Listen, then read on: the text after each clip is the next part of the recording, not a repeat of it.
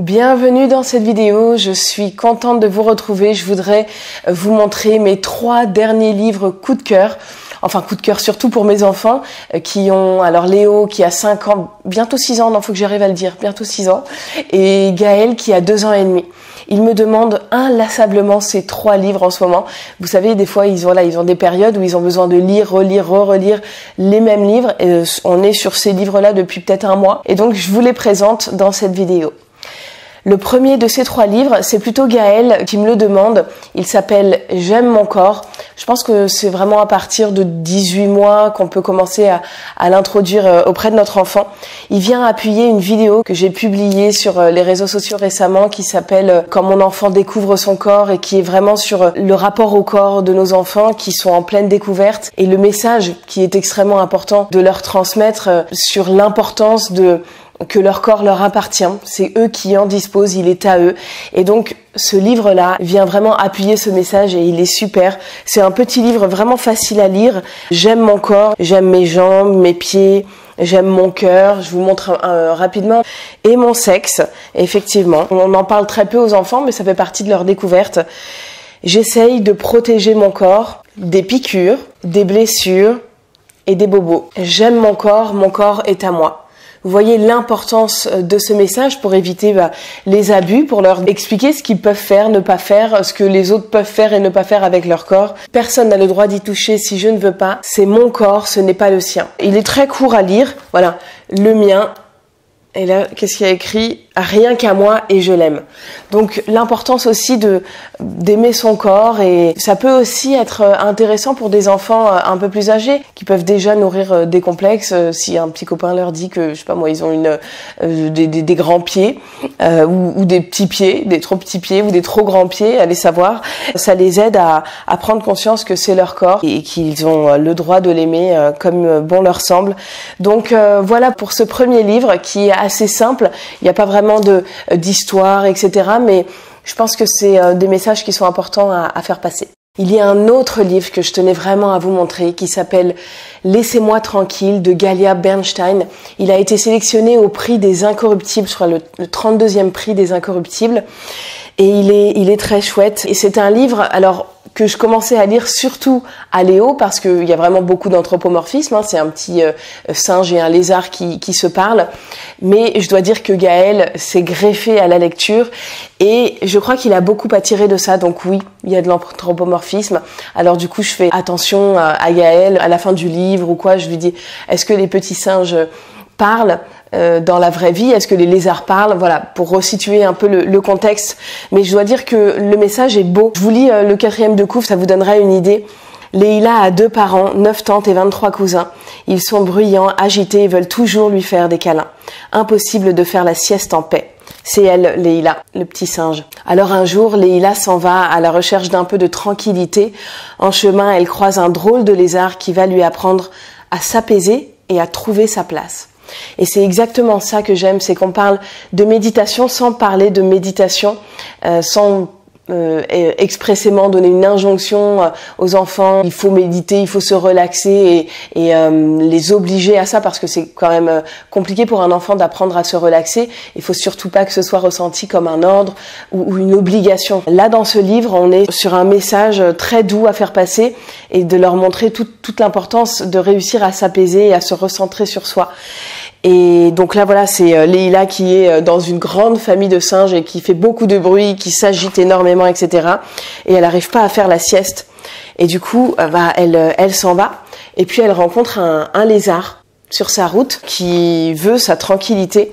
Et donc, il lui explique et elle écoute attentivement comment se relaxer parce qu'elle a aucune idée de justement comment se relaxer, elle qui est dans une famille où ça grouille tout le temps.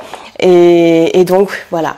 Il lui apprend à se relaxer. Je vous lis, installe-toi confortablement, tu ne dois pas bouger, essaye de ressentir la chaleur du soleil sur ta peau, d'écouter le bruit des feuilles qui s'agitent dans le vent et celui des insectes qui bourdonnent, et ne pense à rien du tout. Maintenant, ferme les yeux. Voilà. Et quand Leïla rouvre les yeux, eh bien le lézard n'a pas bougé. Le soleil, lui, est de l'autre côté du ciel. Tout à coup, sa famille lui manque, il est l'heure de rentrer. Et donc, elle va rentrer dans sa famille et puis elle va leur raconter ses péripéties et la rencontre avec ce lézard. Et elle va passer une nuit, voilà, cette nuit-là, dans les bras de sa maman. Elle est là, hein. Dans les bras de sa maman, Leïla se fiche du bruit. Elle se souvient du soleil sur sa peau, du vent, des feuilles et des insectes. Elle se souvient du lézard qui lui dit de fermer les yeux et de ne penser à rien du tout. Moi, à la fin du livre, j'aime bien dire à Léo, tu vois, quand tu as besoin de calme, de tranquillité, qu'il y a trop de bruit autour de toi, dans le salon, parce qu'il y a ton petit frère, etc., tu peux aller dans la chambre et dans ta chambre, bah, tu es au calme et tu as la possibilité de t'apaiser, d'être sans bruit, sans personne autour de toi. Tu as cette possibilité-là quand tu sens que ça monte en toi, que ça vibre un peu trop. Voilà, tu vas te recentrer dans ta chambre. Et il le fait. Par exemple, quand il veut être concentré sur une activité et que Gaël, lui, fait un peu plus de bruit à côté, ou il est dans un jeu où il est en mouvement et qu'il a envie de faire le foufou, etc. Eh bien, Léo sait qu'il a cette possibilité de prendre son activité ou d'aller faire autre chose dans sa chambre, mais en tout cas, voilà, d'avoir ce moment à lui, rien que pour lui. Et cette capacité qu'ont nos enfants à être avec eux-mêmes, à se recentrer sur eux-mêmes, c'est vraiment hyper important. Accepter la solitude et ce recentrage pour être bien avec soi, en fait. Être bien avec soi, être apaisé avec soi-même. Et ce livre, justement, aide à ça. Et ensuite, on peut étayer là-dessus et donner des exemples et le recentrer sur le quotidien de notre enfant, lui donner des exemples sur comment il peut utiliser ce livre, lui, dans son quotidien. Et enfin, le troisième livre, c'est celui-ci. Il s'appelle La Toile, d'Isabelle Simler, qui est une autrice que j'adore, vraiment. C'est un livre poétique des insectes, des fleurs, des cailloux et une araignée artiste. De quoi composer une toile de maître sous le merveilleux pinceau d'Isabelle Simler. C'est un livre où il y a une araignée qui se cache, il s'appelle La Toile, donc c'est une araignée qui se cache derrière, sur chaque page, et qu'on voit juste sous différentes formes. Et c'est un livre aussi qui apporte pas mal de vocabulaire à nos enfants, notamment du vocabulaire par rapport à la nature, et puis qui appelle à l'observation de la nature, à la beauté de la nature. Je vous montre quelques passages. Vous voyez, par exemple, là, on a le nom de chacune des feuilles. Et donc, ça apporte du vocabulaire à l'enfant. Donc, hop, là, on est sur une fougère. Et puis là, on a la feuille. On voit pas très bien, du coup, le format est pas évident. Tiens, voilà, je le mets sur mon épaule, on est bien là. Une feuille de chêne, de lierre, une feuille de vigne, une feuille d'érable, de marronnier, d'aulne. Donc voilà, on a du vocabulaire, ça peut appuyer une expérience dans la nature, une balade qu'on aurait faite avec notre enfant, et puis on rentre et on se met sur ce livre-là pour venir étayer un peu l'expérience que notre enfant vient de vivre. Je vous montre d'autres passages là. Donc là, on est sur les insectes, une punaise. Donc on a le gendarme, la punaise d'eau, le cardinal, la punaise arlequin, etc. Là, il y a pas. Ah bah oui, voilà, il y a toujours l'araignée, vous voyez, en toile de fond sur chaque page. Ici, on a, ça c'est une ombelle, et donc on a l'araignée, vous voyez, qui se confond un peu avec la fleur. Les papillons aussi, c'est magnifique. Il y a toutes les différentes sortes de papillons.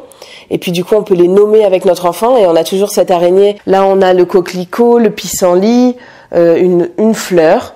Voilà. Donc, je trouve que c'est très poétique, c'est très beau. Là, on a aussi différentes sortes d'insectes. Donc, c'est un livre qui est beau, poétique, et pour les passionnés d'araignées comme mon petit Léo, c'est un très beau livre et qui a beaucoup d'attrait.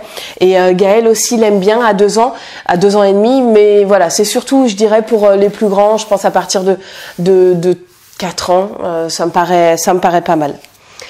Voilà pour ces 3 livres. Si vous voulez plus d'idées de livres pour les enfants, vous pouvez consulter ma sélection complète de livres. Vous cliquez sur le lien qui se trouve autour de cette vidéo et vous pourrez obtenir cette liste et puis commander les livres soit sur Amazon, soit chez votre libraire. Et on peut même évidemment en trouver plein dans la bibliothèque, la médiathèque de votre ville, parce que c'est aussi là que j'en trouve beaucoup. Si vous aimez ces vidéos où je vous présente des livres ou même des jouets et des activités pour les enfants, n'hésitez pas à me le dire parce que j'y pense pas forcément. Donc si ça vous plaît, mettez-le moi en commentaire et j'hésiterai pas à en faire d'autres prochainement.